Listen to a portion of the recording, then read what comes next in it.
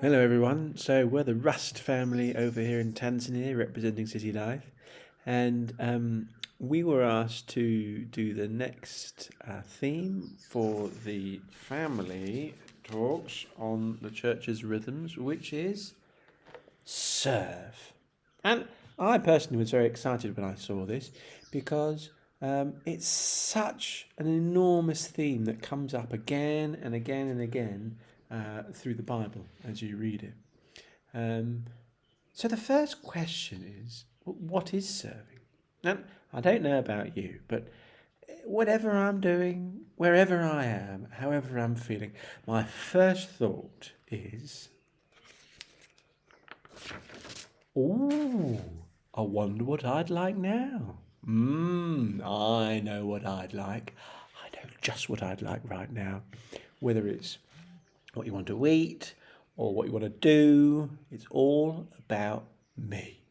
And that's not always bad, it's very natural and it's good. It's often good a lot of the time.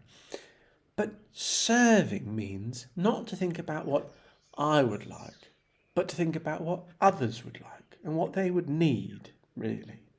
And these others could be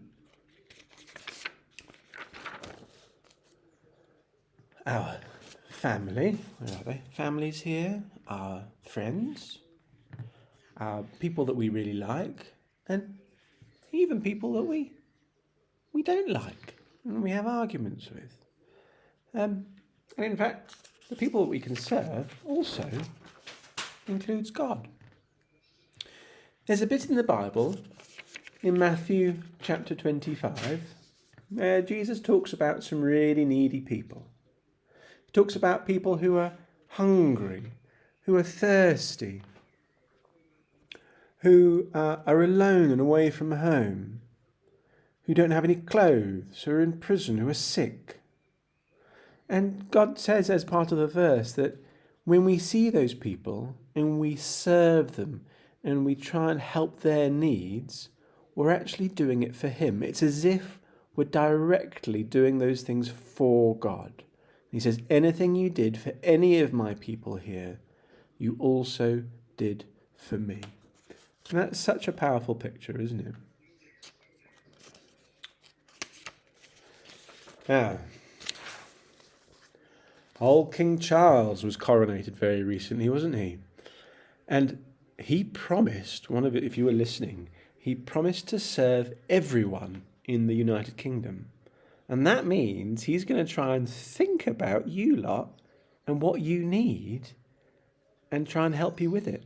And, well, that sounds quite a big job if you ask me. When you read through the Bible, you find that there are so many people in every story you read where people serve. And I'll list a few. So Noah, here we are, Noah in the ark. Did he want to build it? I don't think so. Did he even know why he was building it? I suspect not. But God told him to, and so he did, to serve God. Don't know if you can see that. There's Abraham and the 3 strangers that came to visit him. They just turned up one day, and it's such hospitality to serve in that culture. So he dropped everything, he cooked them a beautiful meal, he washed their feet, and he served them. And that was how he saw their need for food, their need for hospitality, and that's what he did. And it turned out that one of those people was God himself, that he served God himself. We don't know who we're serving when we try and answer other people's needs. Joseph, he was thrown into prison in Egypt, wasn't he? He could have just sulked and complained, but instead he chose to serve the other prisoners and to do his best to help them. This led him to being set free and being given the most amazing, powerful job in the country. Or Moses, when he heard the burning bush, God asked him to go and help rescue the Israelites in Egypt. He didn't want to, and he told God several times that he didn't want to, but he knew that was what God was asking him to do. And so he went, and God used him to rescue people. Now, that doesn't mean God always asks us to do things we don't want to do. Sometimes it's not very comfortable. Sometimes it's what we love to do. But this is an example from the Bible.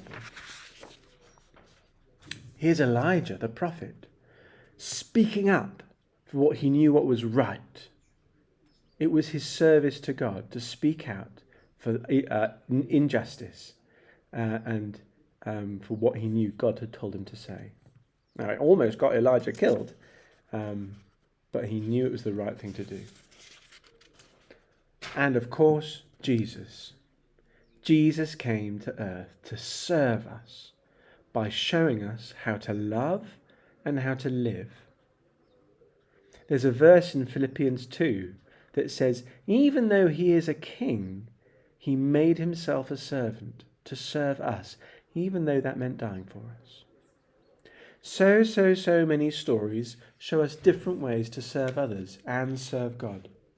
I reckon you could find examples in almost any story in the Bible. So, how is God asking us to serve? It might be at school, helping someone who looks lonely. It might be at work. It might be serving our family, loving each other as best we can. It might be finding out about a need in the neighbourhood and working out how you can help. Here are some questions. Firstly, have a think about your favourite Bible stories and see if the main character in the story was helping someone, serving someone. I bet they were. Have a look at the Bible verses in Philippians 2, 5-11 and ask what this tells us about God, and then spend a few minutes thanking him for the amazing way that he served us. And lastly, have a think about the ways that God is asking you to serve at the moment. Ask God to give you everything that you need to be able to do that. And if you can't think of any ways, then ask him, pray, and ask him for something, and try it out this month. God, I pray that you will give us open ears and open hearts and open eyes to be able to know who it is that you're asking us to serve. Whether it's our family, whether it's work, whatever or whoever it is. But I also pray that you'll give us wisdom in being able to discern that, knowing that we can't serve everybody, and that you'd give us real wisdom and eyes and insight into who specifically you're putting in front of us each day. Amen. Bye everyone, see you soon.